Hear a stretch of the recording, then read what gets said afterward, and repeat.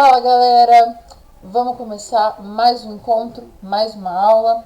Então vamos lá, hoje nós vamos entender um pouquinho mais sobre um item importante que está dentro da parte de planejamento escolar, tá?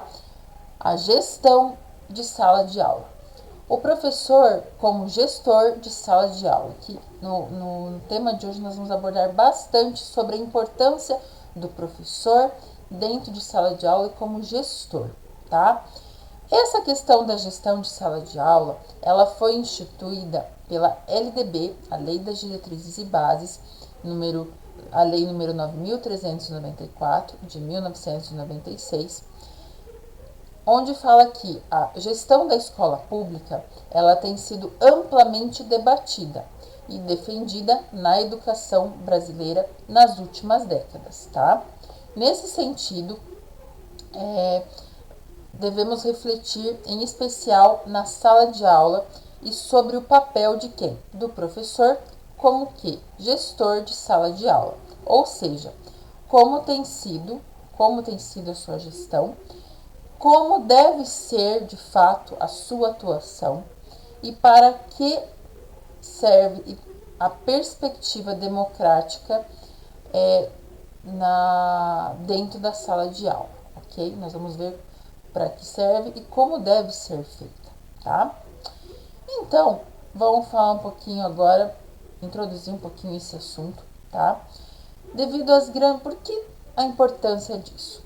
Devido às grandes mudanças da última década, econômicas, políticas e sociais, as instituições de ensino, tanto públicas como particulares, elas têm sido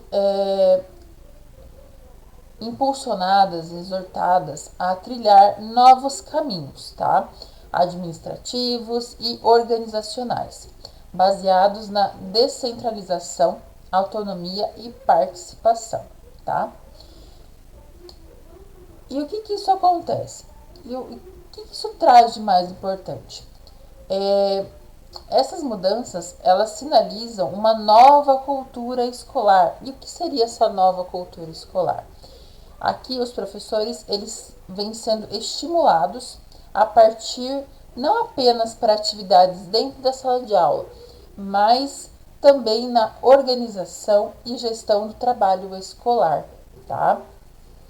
Essa gestão, ela está amparada pela nossa Constituição Federal de 1988, tá?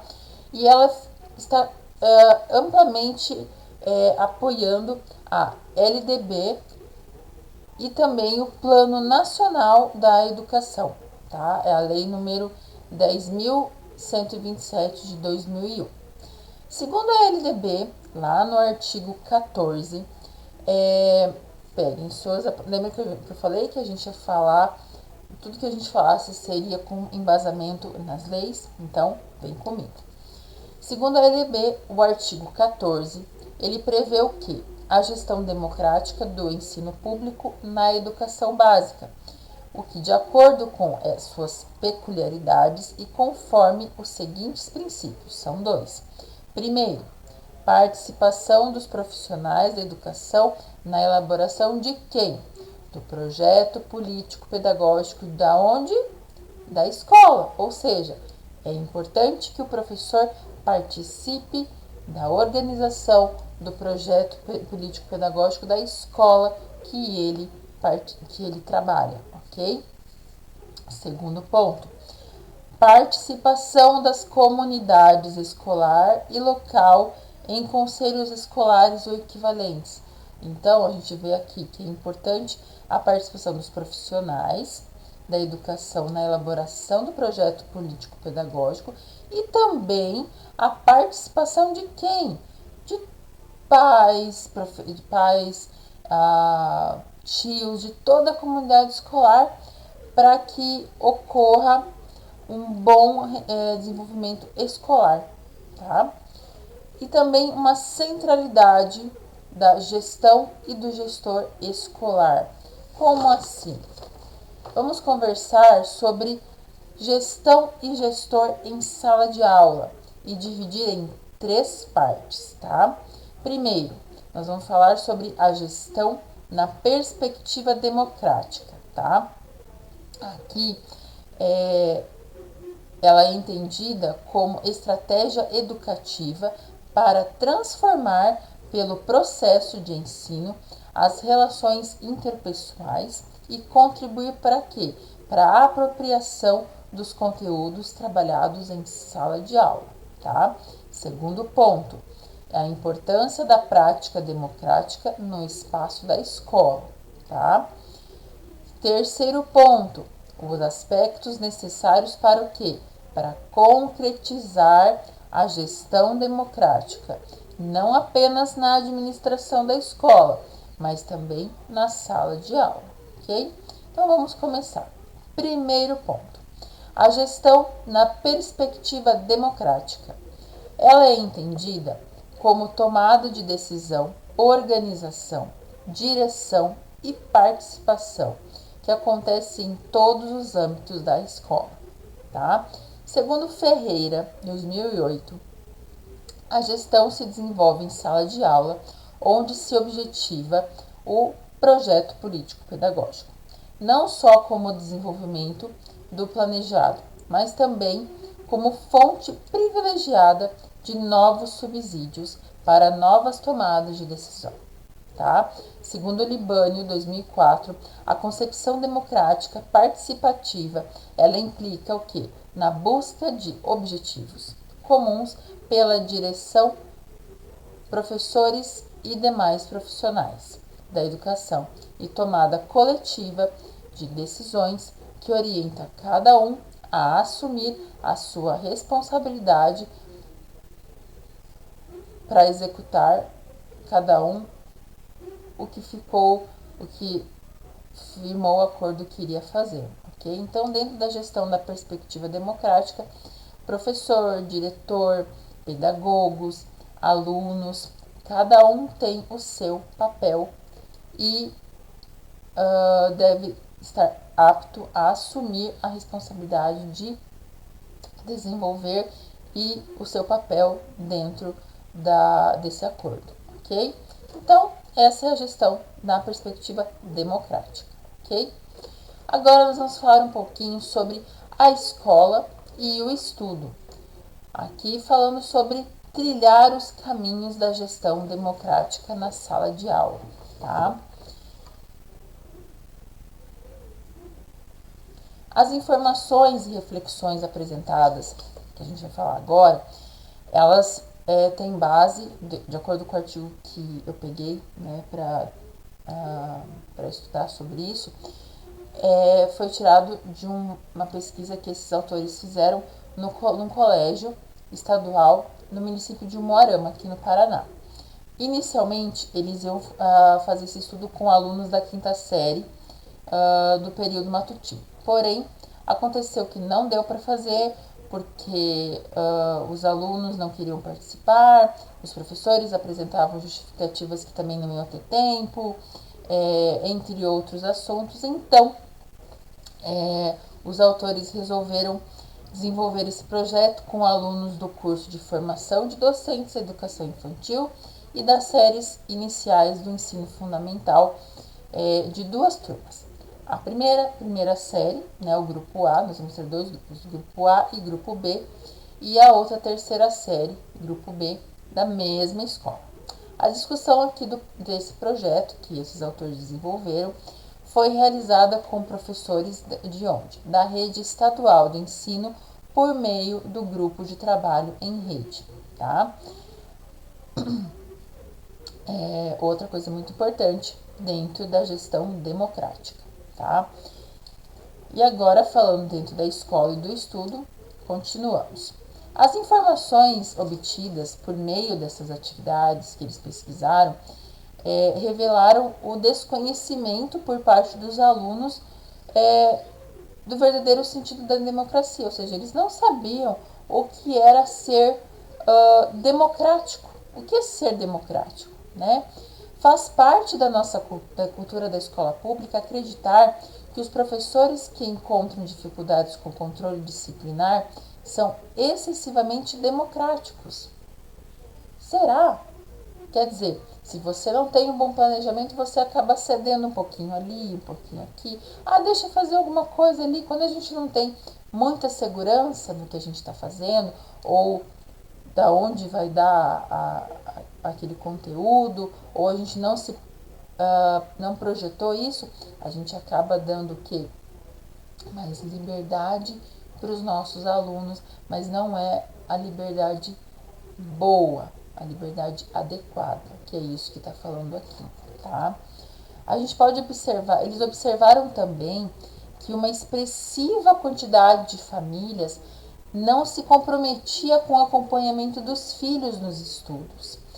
E assim os alunos, sem orientação familiar na construção dos hábitos de valorização do estudo e de respeito para com os profissionais e para com o trabalho que se desenvolvia na escola, eles deixavam de ver o quê? Um espaço como um local de produção e apropriação dos conteúdos científicos e culturais produzidos por quem? Pela humanidade, né? Eles, de acordo com o que os autores verificaram também, a gestão democrática, ao envolver a participação da família na escola, ela deve fazer sentido, ela deve fazer com que fazer isso no sentido de levar o que? O aluno a querer aprender.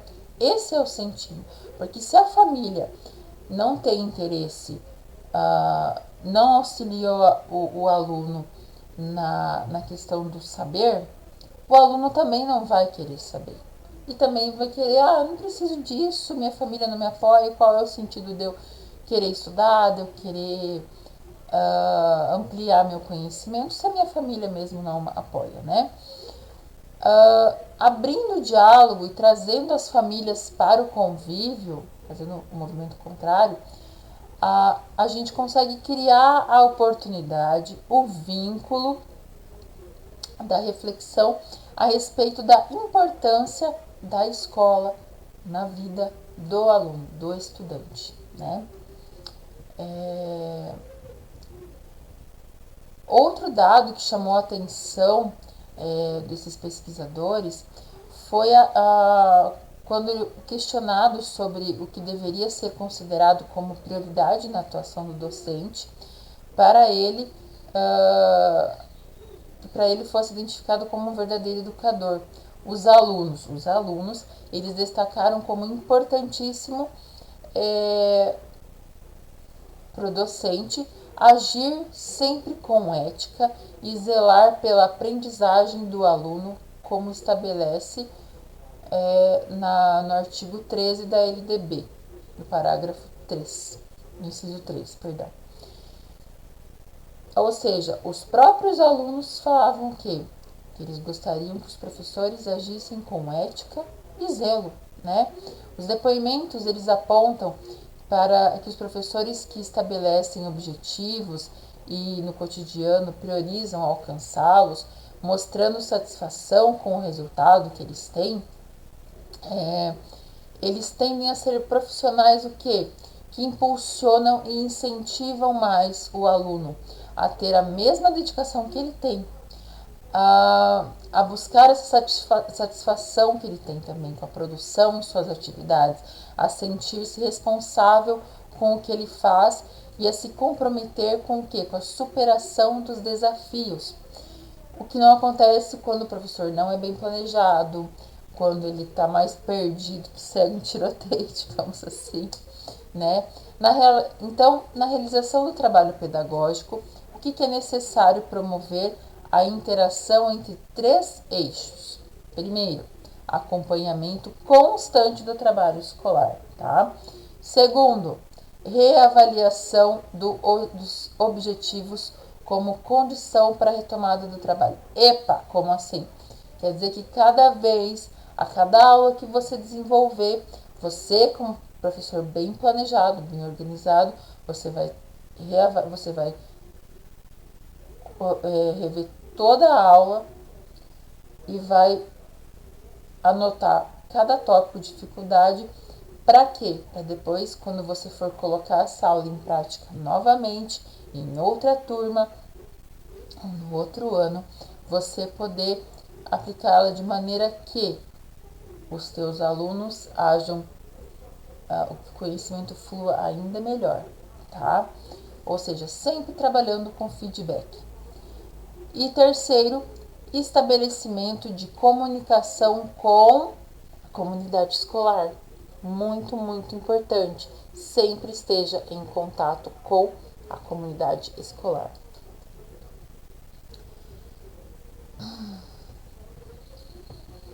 O que não cabe à escola? A solução de todos os problemas, certo? E ela também não possui condições para tal, porque à medida que muitos deles decorrem das mazelas sociais, né, da sociedade. Porém, o que eles frisaram destacar? Que a necessidade de maior comprometimento da escola, é essa necessidade que a escola se comprometa mais, começando por priorizar o quê?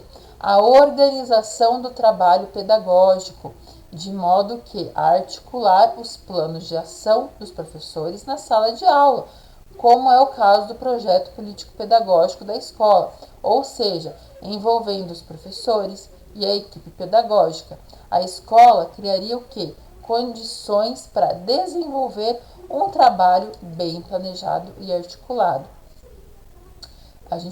Eles verificaram que os alunos do grupo B, que era do pessoal da terceira série, é o da necessidade de pesquisa, né? Eles chamam de necessidade de pesquisa e busca por novas fontes atualizadas para aperfeiçoar-se, o que reforça a ideia de que os professores precisam o quê? Buscar constantemente o conhecimento sobre os conteúdos disciplinares. Informar-se sobre novas maneiras de encaminhar o trabalho com esses conteúdos e de resolver, os conflitos da sala de aula, tá? Mas esse aperfeiçoamento profissional do professor, vamos ver, segundo eles, é um requisito fundamental para a consecução de aprendizagem pelo aluno, ou seja, você, professor, você tem a obrigação de se aperfeiçoar constantemente. Nós, professores, temos essa obrigação. Para quê? Para que o aprendizado do aluno tenha continuidade, flua. Essa aprendizagem compreende um crescimento gradativo, do qual o aluno, aos poucos, se torna sujeito da construção do conhecimento. Tá? Para o grupo A, grupo da primeira série, no que se refere aos alunos, cabe ao professor entendê-los e respeitá-los em seus direitos, ajudando eles aqui, nos aspectos que apresentam necessidades a serem superadas com paciência e compreensão. Tá? Segundo, mas para a gente entender um pouquinho melhor, segundo o que consta nas diretrizes curriculares do nosso Estado, a concepção da educação dos professores, ela influencia decisivamente nas escolhas e na forma como os sujeitos atuam na sociedade, no âmbito profissional ou pessoal, tá? Então, você, professor, que acha que não influencia nem mal nem bem, você influencia sim. De um lado, você considera-se que um sujeito é fruto do seu tempo histórico, das relações sociais em que está inserido, mas de outro, ele é um ser singular que ele atua no mundo a partir do modo como ele compreende e como dele é possível participar, tá? Da CED Paraná. Então, a gente está vendo coisas bem, né? Então, para Saviani, 2008, o que é preciso? É preciso, então, resgatar a importância de quê? Da escola, tá? Aí já entra no item aspectos necessários para concretizar. Então, é importante que a escola resgate a reorganização do trabalho educativo, levando em conta o problema do saber sistematizado, a partir do qual se define o que? A especificidade da educação escolar, tá?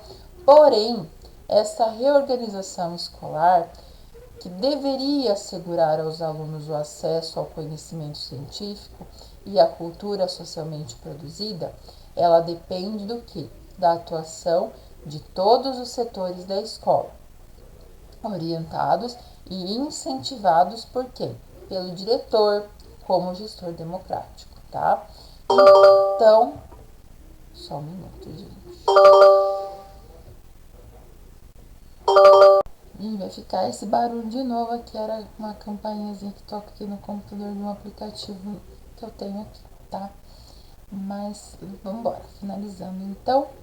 Quanto à sala de aula, o professor gestor, ele tem que ser o quê? Um profissional comprometido, seja sempre um profissional comprometido com o que foi estabelecido pelo coletivo da escola, tá? E ao mesmo tempo, seja capaz de construir o seu espaço adequado à aprendizagem dos conteúdos, para você conseguir fazer, como o Libânio fala, o ensino sendo definido como uma atividade conjunta de professores e alunos e que, sob a direção sua, professor, tenha como finalidade a promoção de condições e meios para que os alunos possam assimilar conhecimentos, habilidades, atitudes e convicções. Isso vai implicar totalmente no ato educativo como trabalho pedagógico e não por ser neutro. Por quê? Porque se ele for neutro, ele vai se tornar uma prática sem compromisso com a promoção do educando, ou seja, reduz-se a mera transmissão de conteúdos de ensino, ok? Então, faça mais pelo seu aluno, se aplique, estude, renove seus conhecimentos, sempre. Continuando aqui, nós vamos também falar um pouquinho sobre avaliação e a recuperação da aprendizagem. Sim, porque a recuperação da aprendizagem está unida à avaliação. Nós vamos ver por quê. Dentro do contexto de avaliação, no qual ela garante a aprendizagem de todos os alunos, sim, somente nesta perspectiva a gente tem o sentido de conhecer o quê? As definições dos diferentes tipos de avaliação. Sim, nós não temos um tipo só, nós temos alguns tipos. Nós temos a avaliação diagnóstica, que ela acontece no início do período, tá? Onde ela analisa o que? Os conhecimentos que o aluno deve possuir em um dado momento que ele está vivendo ali, para poder iniciar novas aprendizagens. Ela permite prever o que? Os resultados a atingir, tá? Assim, um diagnóstico mal realizado, ele poderá fixar metas demasiado elevadas ou baixas para os alunos, assim como um diagnóstico muito bem orientado, de acordo com a avaliação diagnóstica, pode levar o quê? A uma boa aprendizagem dos alunos, tá? E até mesmo evitar recuperações, né? Ela também auxilia no auxílio da recuperação da aprendizagem, essa avaliação diagnóstica. Nós temos ainda a avaliação formativa, tá? A avaliação formativa, ela tem por modalidade a modalidade que dá mais atenção. Por quê? Porque é aquela que nós, através dela, a gente vai ver como o aluno está, seu desempenho ao longo do trimestre, ao longo do semestre, ao longo do mês, né? Ela está presente na Lei das Diretrizes e Bases, tá? E semelhante à avaliação diagnóstica, e às vezes acontece até confusões, né, entre os professores com relação a essas duas, acontece sempre de o professor entender conveniente, né? Ela acontece sempre que o professor, né, nós no caso, percebemos que ela está no momento conveniente no decurso do processo da aprendizagem, identificando aprendizagens bem-sucedidas e que apresentem dificuldades para que se possa reorientar o seu trabalho. Então, qual o sentido da avaliação formativa, então? Ser aplicada em vários momentos ao longo do ano para que o professor consiga perceber se está ocorrendo ou não a aprendizagem, o que ele deve mudar. E isso já se adequa ao que a gente estava falando antes, na última aula, sobre a estruturação do plano de aula. O professor deve ter um bom método, e para que ele tenha um bom método, ele precisa receber esse tipo de feedback que a avaliação formativa traz, tá? Para que ele possa se reorientar, para que ele possa perceber se o que ele programou, se o método dele realmente está sendo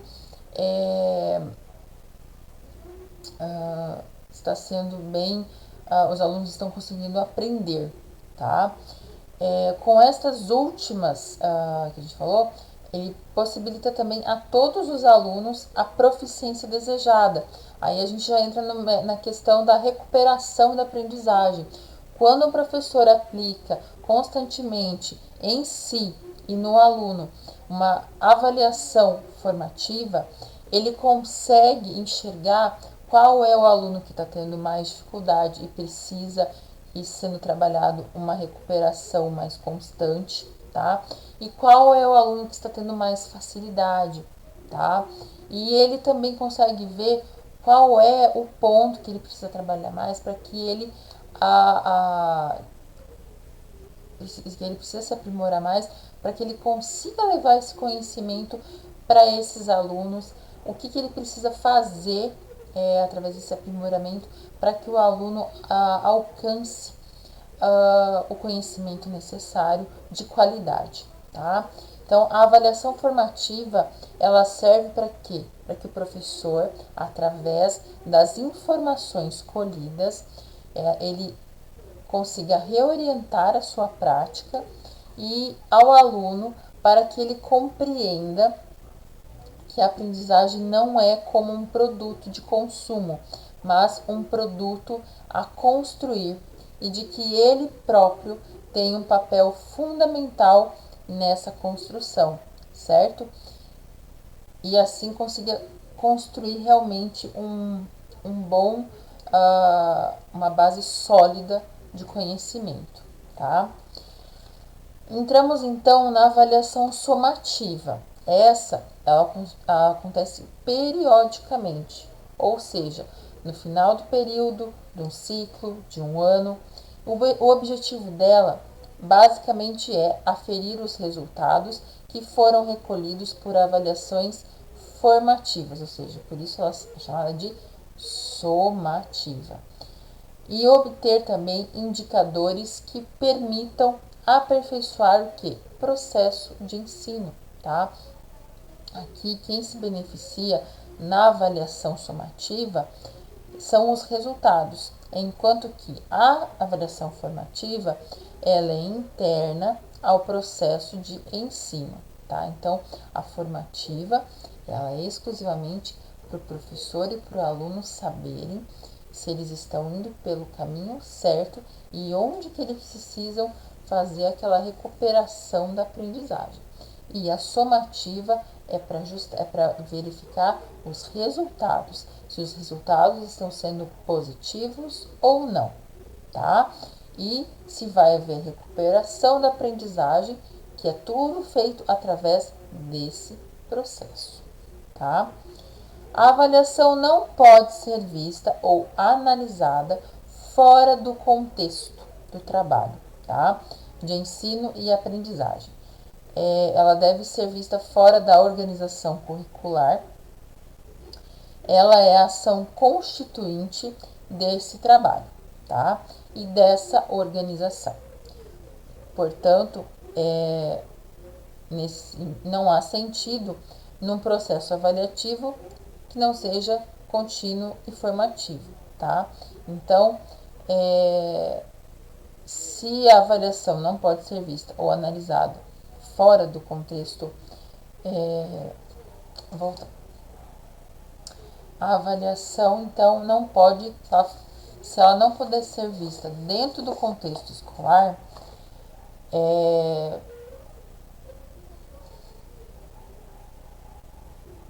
ela não é uma ação que vai contribuir para o trabalho e para o trabalho do professor e para a organização da escola, tá? Assim sendo, essa avaliação não vai ter sentido nenhum, tá? E não vai ter como ser contínua e nem formativa, tá? Acho que deu pra entender, né? Eu sei que me baralhei ali, mas esse é o sentido da avaliação, tá? Então, no caso da recuperação da aprendizagem, dentro desses parâmetros todos que a gente tem aqui, das avaliações, é por aí que vai ocorrer a recuperação dessa aprendizagem do aluno para que professor e aluno, já entrando no que a gente estava falando das metodologias ativas, tá? Consigam encontrar um meio para recuperar o aluno que não estava conseguindo entender e para conseguir fortalecer aquele aluno que está num bom processo de aprendizagem, tá? Espero que tenha ficado claro, tá? Esse assunto de avaliação é um pouquinho mais denso, assim, mas é bem cobrado, tá dentro do planejamento, tá? O motivo que eu não estou colocando questões agora, tá? É porque todos esses assuntos que a gente está vendo, eles se unem. Então, quando a gente fizer o nosso último encontro sobre planejamento, recursos didáticos, que vai ser no dia 1º de setembro, então eu vou colocar lá de 10 a 20, eu vou ver se 10 a 20 questões para o pessoal do grupo de estudo, tá? E para quem está acompanhando aqui pelo canal aqui do YouTube, eu vou deixar eu vou fazer um resumão de tudo, mas de tudo mesmo. E mas isso em questões para vocês poderem ir resolvendo, desde a língua portuguesa, interpretação de texto, o estatuto da criança e do adolescente, enfim, tudo que a gente viu, tá? E aí, por que eu tô falando isso? Porque daí nós vamos fazer vocês vão poder estudar, tá? E aí, a partir da primeira semana de setembro, eu vou disponibilizar pro pessoal do grupo, tá? Os conhecimentos específicos, que eu vou estar estudando os meus, eles vão estar estudando os deles, e você que está me assistindo aqui pelo YouTube, você não perder tempo, tá? Você vai ter a oportunidade também de poder estudar o seu conteúdo específico, que eu vou falar mais pra frente como é que isso vai funcionar também, tá? Um beijo, fiquem com Deus e até a próxima!